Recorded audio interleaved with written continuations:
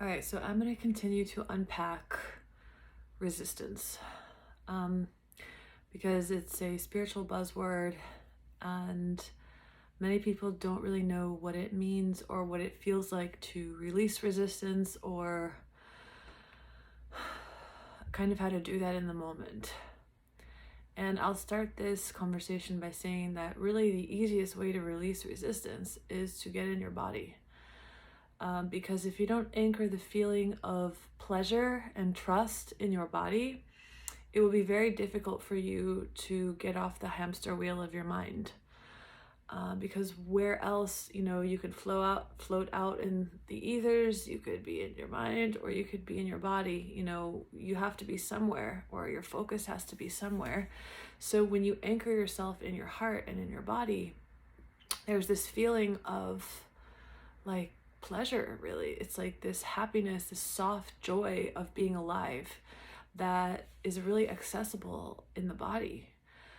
Maybe not when you're in the middle of a triggering moment, but the body has this, I heard the other day, I think it's Yogi Bhajan said that the universe is held by sound. And that makes sense because when you look at Dr. Emoto's work, like different sounds create different shapes in water, different words create different structures in water. And there's this, I've experienced that when you literally tune into the body, like if you tune into yourself, there's like a happiness or a joy. So there's like a joy holding your form together. There's like a bliss or a joy holding the universe together, and that includes your body. And so you can tap into it and it can be accessible to you, and anchoring this ease in the flow of life, it's literally only possible in the body. So I'm going to talk a little bit more about resistance and just unpack it. So you could think of life as life as you, as a stream. So let's call this the stream, right? And it's nuclear. It's very strong. It's nuclear. That's the only word that can approach how I experience it. And so anything that creates drag, right? So if you're in the stream of life and your legs are in the sand, what's going to happen? You're going to get beaten up. And so there's kind of a conscious level of working with non-resistance where you can stop berating yourself, you can stop hating yourself, you can stop assuming that you are where you're not supposed to be, or that you're supposed to be somewhere else or something else. But if those thoughts are still going through your mind, then you're still identified as a separate self. So I would look deeper. I'll get into that in a second. But basically, if you know you are life, how can you assume that it wouldn't compute that you should be something else? What else could you be? What else could you be but this? And so you can educate those parts of yourself. You can bring awareness to those parts of yourself so that they align with this truth, and there's an inherent joy in that realization. But so you can work on the conscious level. You can stop beating yourself up, stop assuming that anything is wrong with you or your life or anything, really, because any thought that you have is a thought to your own subconscious mind. You're always programming yourself with your thoughts because there's only the self. So whatever story you have about anything, all that's doing is affecting, if you think about that sound creating form, it's taking form in your life somehow because you're creating that music and it's going to take form. Our physical thoughts are, not our physical thoughts, our thoughts in general and our feelings and what identity we're tuned into. Our thoughts and feelings, they really do create, if you think about like the law of sound. And that doesn't mean that you have to be fully healed or fully, having no negative thoughts in order for something to manifest in your life. No. But you do have to stop identifying as you have to stop putting emphasis on whatever it is your mind believes that you're lacking, right? That's just bridging the gap, right? Not putting emphasis on the lack of something, not being aware of the lack of something, withdrawing your awareness from the lack of something. So that's a kind of resistance, right? Where we're always looking for the lack or looking for the flaws or scanning the environment for danger. This is a survival program that is clearly outdated, because if you tune into your experience and you notice what are the fruits of it, it does absolutely nothing but make you unpleasant, make you unhappy and unpleasant to be around. So, but there's deeper resistance, right? We can say, okay, I get it. There's only the present moment. And certainly when you're by yourself, when you live by yourself, when you are not in a challenge, when you are not interacting intimately with a human being, it's quite easy to embody that, because there's nothing to throw you out of the stream, right? When you are truly at one with life, it feels like there's nothing dividing you from it. The mind divides you from life. So everything is one being expressing itself, and then the mind says, oh my God, I should be living somewhere else, or I shouldn't look like this, or so that the dialogue of the mind creates that drag, right? That feels like negative emotion in your experience. But there are deeper resistance patterns, and I'm talking about these show up in the context of intimate relationship. And if you think about life being, at least life in the manifested world, being this plane of movement and change, if you have been stuck in a pattern, whether it's an addiction, an emotional addiction, an identity addiction, or an inability to move or an inability to choose, particularly in relationship, these are deeper kinds of resistance that show up in relationship in particular. So a big part of what makes us not feel free in relationship is that we don't perceive that we have choices. And what's so interesting and amazing about realizing choice in any moment, meaning, okay, if a person invites me somewhere, I can say no. If a person calls me, I can not pick up. If a person texts me, I can text them back when I feel like it. If I'm in an intimate relationship and somebody wants to have a serious conversation with me and I don't feel like doing that right now, I can say, look, I care about having this conversation, but right now it's not a good moment for me. I don't feel like it would be a productive moment to have that conversation. If you think about a 3-year-old or a 2-year-old or any child's perspective, because they are told what to eat, when to go to bed, I mean, sometimes when to go to the bathroom, you have to go to the birthday party, you have to do this. What gets programmed into us is that we have no choice. But what I was going to say is that when you let yourself realize that you always that you are free, you can leave the event at 8 p.m. even if everyone's going to stay till 1 a.m. You are free, right? You are free to choose. That makes you available to choiceless awareness, which is the experience.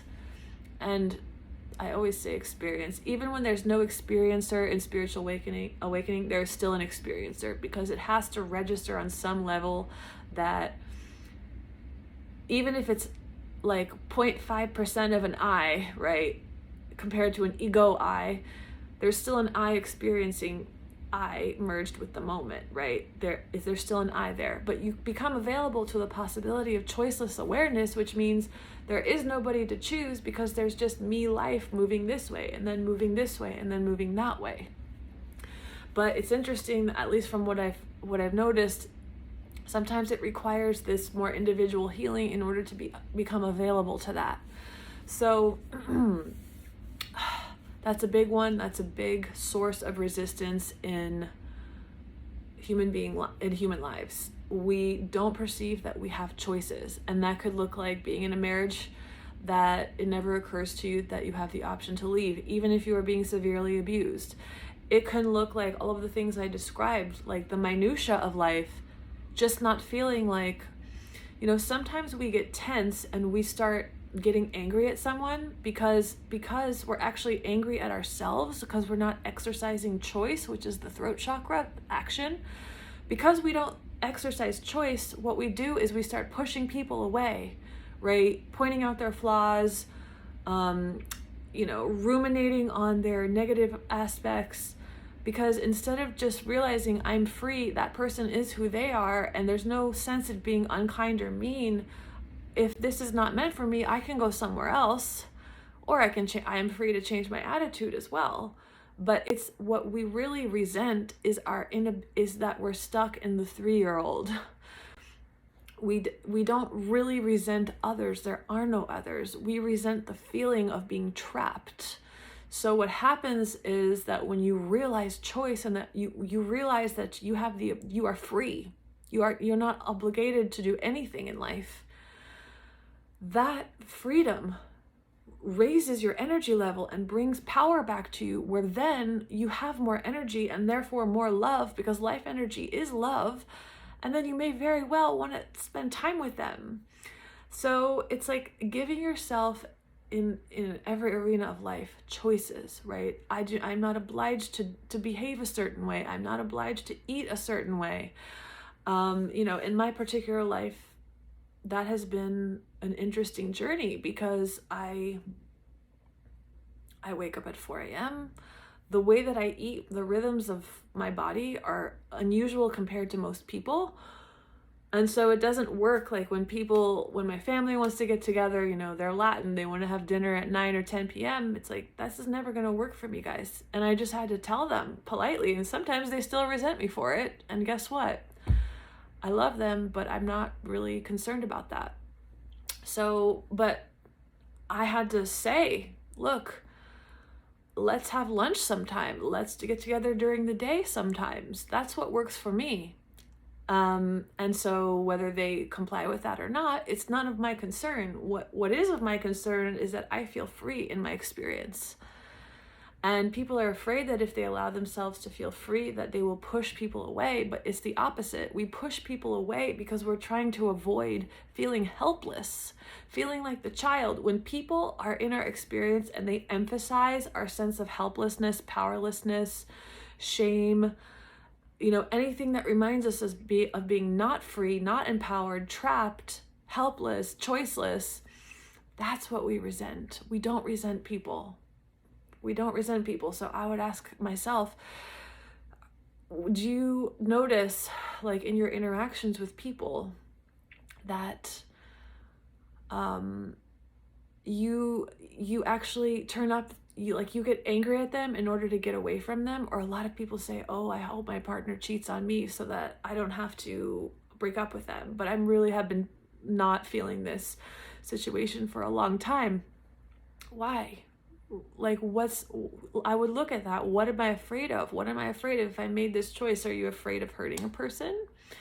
That's very common and understandable, but of course, it's much more kind to set somebody free than it is to keep them in your gaze and dissatisfaction, And you're dissatisfied with yourself. You're not dissatisfied with them. People are who they are. We can choose or not choose to engage and interact with them, period.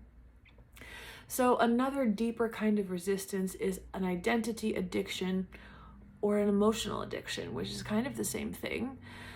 And I've talked about this a lot in my work, where if you are, part of you, there's this theme in our fabric of humanity, this fear of not existing. So what do? We construct identities to try to feel like we are relevant, like we are alive. And that might look like being the helper, being the hero, even being the victim, right? Because if I'm the victim, that means my needs will get met. That means people will come to my rescue, that the resources that I need will be available to me. Because if I pose myself as a victim, like, society has compassion for victims, so I'll get what I want and what I need. Because that's the only way the ego can get its needs met, to manipulate and to use identities and emotional addictions, right? It feeds on emotional food, and it thrives in identities that give it a sense of importance or a sense of life. Because it intuitively knows that its time is running out. Even in this time that we are living in, it's like we are actually moving out of time altogether. You know, that's part of what COVID, I feel, did, was to lift us out of obligation, habit, and institution, and snap us out of a lot of different forms of sleep, because we are lifting into, as a collective, into the present moment. And so that, in that ascension, right, all of the ways that we tried to stay, that we tried to get our needs met, tried to stay in control, tried to feel powerful through our shadow identities, and not necessarily, shadow might not be the right word, but egoic identities, like those things are being exposed. So resistance, so long story short, right, there's accepting what is. So that could look like, right, if you are aware that you are in a relationship where you want to leave, like no matter what you do with your attitude, you know, there's just this sense of incompatibility, or that it's not resonating with you, but you don't take action, the alternative, right, the level of consciousness you might have available to you is like, okay, I deeply accept that I am in conflict. Yes, I am in conflict. And in that moment, you are no longer in conflict, because what keeps a pattern alive is conflict, which is the essential reason why making something wrong in your life, it perpetuates a pattern, because where the stream of life is moving, right, making it bad makes it go like this, or makes it feel like it's going like this, but it's actually not. It's not actually going backwards. It's just that you're not letting yourself move forwards. So part of the reason why I talk about what I talk about is that while what I just said can work for you, right, okay, I accept just totally and completely that I am deceiving myself, that I am unable to act.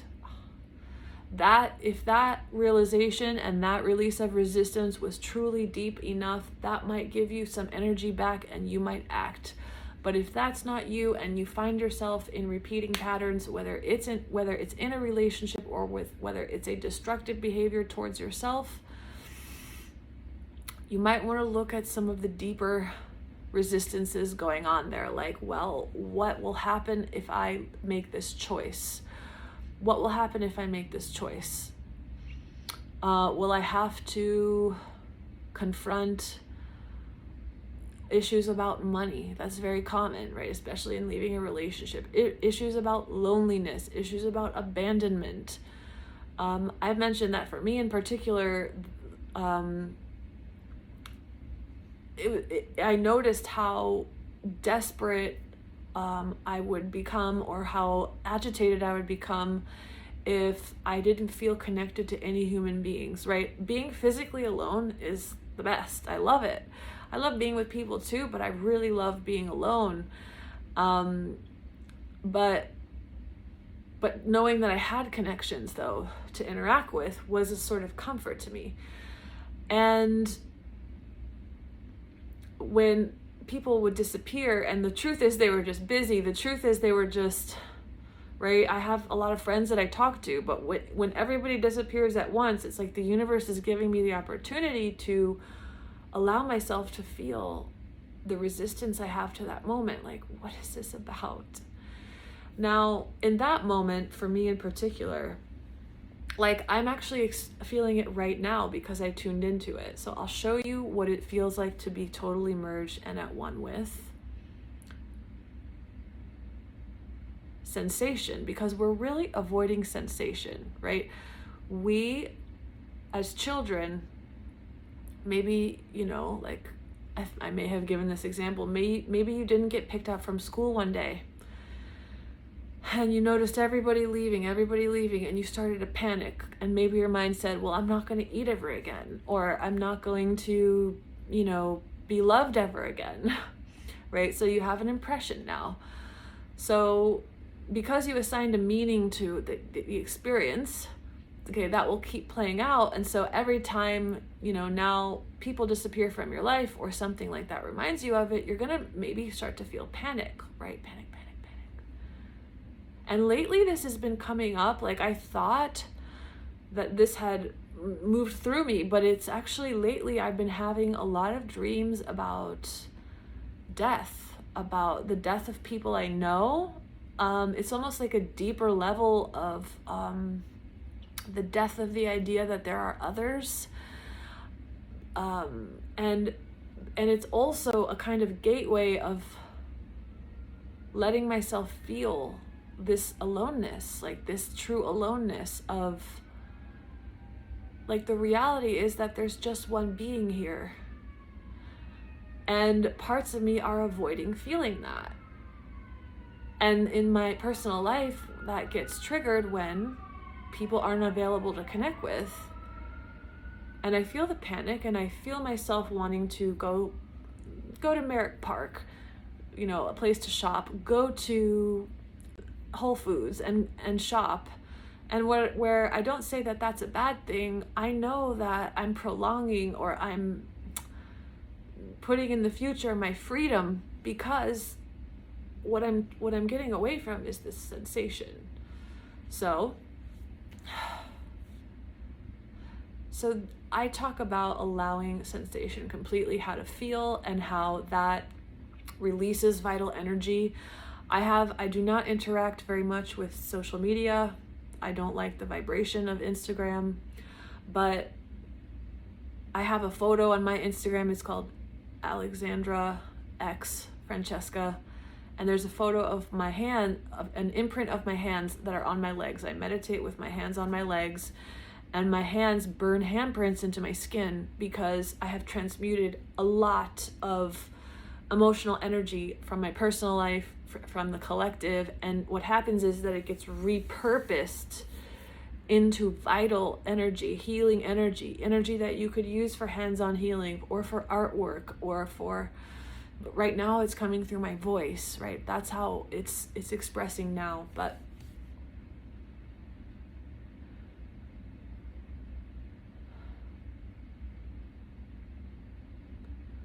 so what I'm noticing is that if there's actually a really strong numbing feeling. There's a heat in the solar plexus. It's rising up as this, almost like a rod of, it's like metal. It's like numb. I feel my, it's affecting my voice. I feel like the top lungs collapsing. I feel the throat closing.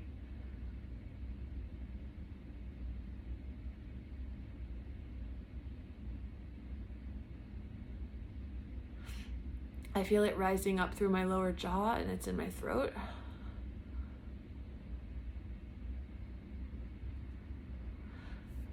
That's the Kundalini energy shooting up into my brain. That happens every once in a while.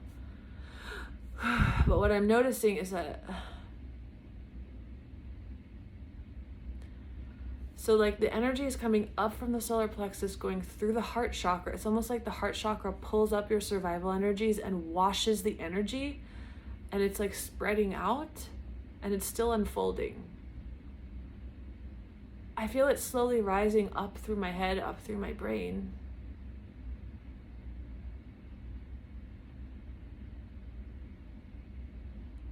I feel it in my scalp now. And I feel my heart turned on, like in a brighter way.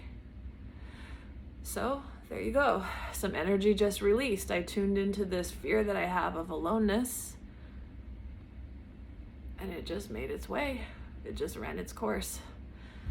And it's funny because I've been feeling tired all day.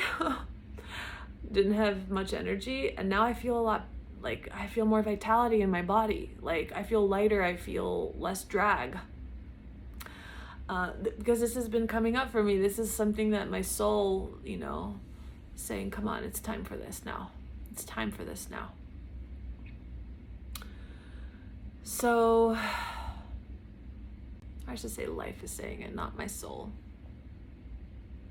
So there's more there. I feel like another wave, but for the sake of this video, right, that's how you do it. That's how you transmute emotional energy. Relax. It could be physiological, right? That's one of the ways to stop resisting. Like if you just realize that every emotion, like what we're trying to avoid like the plague, is feeling. But what we're trying to avoid is feeling like a helpless, choiceless child. But an awake adult has the choice to relax in any moment, be in the body, and just let the energy move. And it does miraculous things, because it's nuclear energy that has been unwound, and now who knows where it will go, who knows how it will flow, like who knows like how life will flow now, what arenas it will go into. So yeah, I wanted to unpack resistance a little more. I'll do it more, whatever occurs to me I will share. I am traveling for a month at the end of the month. And so I don't know how much I will be able to share when I'm in Reunion, which is like a French island in Africa. I don't know, maybe I will still. I'm not really sure. So I feel an impulse to create and to share, and yeah, whatever keeps coming to me. Like I said, I'm really sensitive to the people who tune in. I'm sensitive to the, any kind of desire is, I'll be just going along my day, and then something will just hit me, and so maybe that's one of you, right? That's how it works. That's how it always works, but it's fun to be aware of that. So yeah, whatever questions you have, whatever topics you enjoy, send them my way. You don't even have to leave a comment, just send them my way. But I hope you have a beautiful day.